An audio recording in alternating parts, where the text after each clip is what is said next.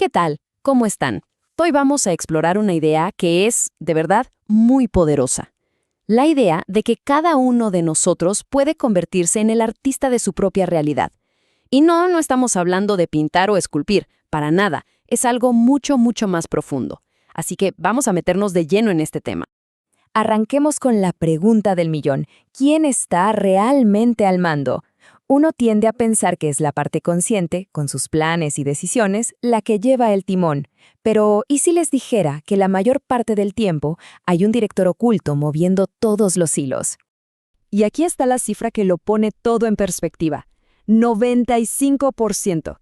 Se estima que el 95% de nuestra vida, nuestras reacciones, decisiones, hábitos, está gobernado por una programación subconsciente. Es básicamente un piloto automático que se instaló hace muchísimo tiempo y sigue corriendo el mismo software una y otra vez. Y esto nos lleva a nuestro primer punto.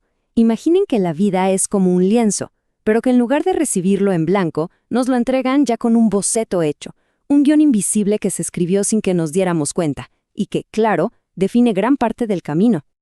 A ver, miren esta división del trabajo mental. Es increíble. La mente consciente, a la que podemos llamar el capitán, solo está al mando un 5% del día.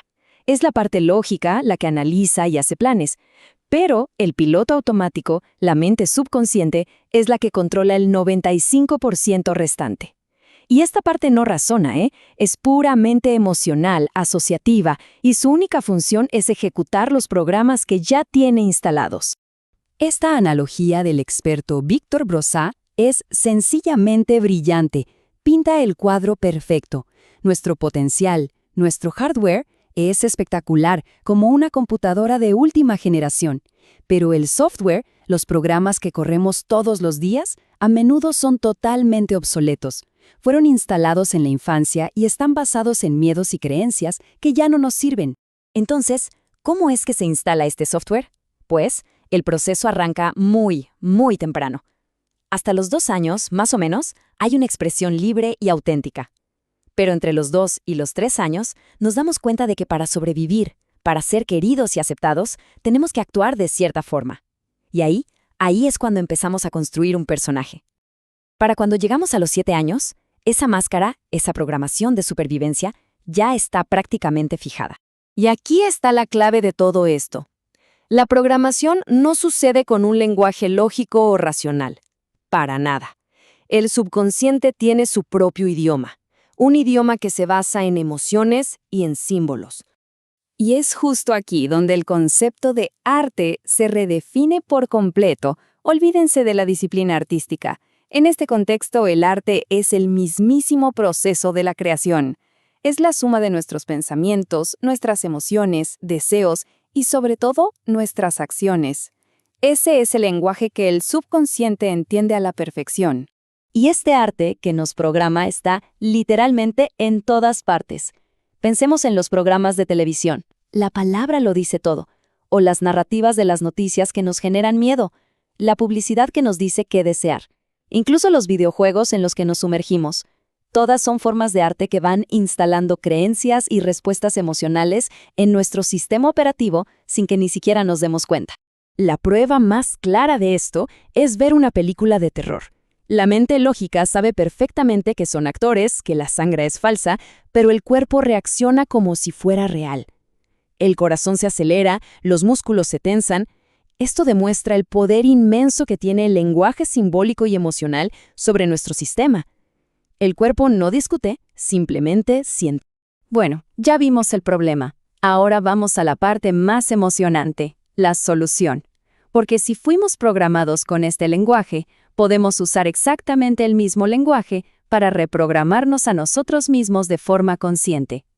Ahora podemos tomar el pincel y empezar a crear nuestra propia obra.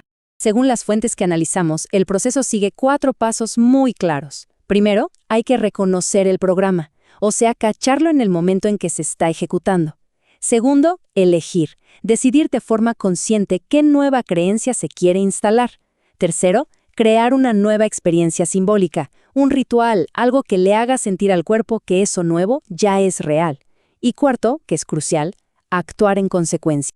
Y aquí está el punto clave, el que une todo. la visualización y la intención son herramientas súper poderosas para hablarle al subconsciente. Pero, tienen que ir acompañadas de acción en el mundo real. La intención sin acción se queda en un simple sueño. O sea, está muy bien visualizar que te pones fuerte, pero igual hay que ir al gimnasio. Es súper importante entender que esto no es una solución mágica ni un arreglo rápido. Es un cambio total de paradigma. Es un viaje constante de pasar de ser un programa que se ejecute en automático a ser el creador consciente de la propia experiencia. Y en este viaje, es completamente normal tener recaídas. La programación original es como la configuración de fábrica. Cuando enfrentamos una situación de mucho estrés o una crisis, el sistema, por seguridad, tiende a volver a lo conocido, a ese personaje defensivo que creamos para sobrevivir. No es un fracaso, es solo parte del proceso de aprendizaje. Esta tabla lo deja clarísimo.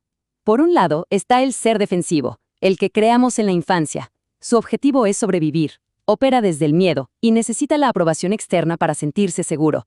Del otro lado está el ser creador, al que podemos aspirar. Su objetivo ya no es sobrevivir, es ser auténtico. Opera desde la elección consciente y no se enfoca en buscar aprobación, sino en crear valor. Ahora, seamos honestos, vivir una vida auténtica, una vida autodirigida, tiene sus desafíos. Dejar de buscar la aprobación de todo el mundo y empezar a ser fiel a la propia verdad conlleva un precio, pero también, por supuesto, una recompensa enorme. El éxito y la autenticidad se pueden ver como una luz muy brillante, y toda luz inevitablemente proyecta una sombra. Mientras más brilla la luz del impacto y el éxito, pues más definida va a ser la sombra de las críticas, de la presión y de los nuevos desafíos. La clave no es evitar la sombra, sino aprender a sostener ambas partes. Lo que nos lleva a una conclusión clave. El éxito real siempre tiene un precio. Y como dice la cita, el precio es forjarse para sostener esa presión. Se trata de un proceso de fortalecimiento interno para poder manejar tanto la luz como la sombra de nuestra propia creación. Y cerramos con esta pregunta, que en realidad es una invitación. Si se acepta la premisa de que la vida no es algo que simplemente nos sucede, sino que es nuestro lienzo, entonces la única pregunta que de verdad importa es, ¿qué obra maestra vamos a crear?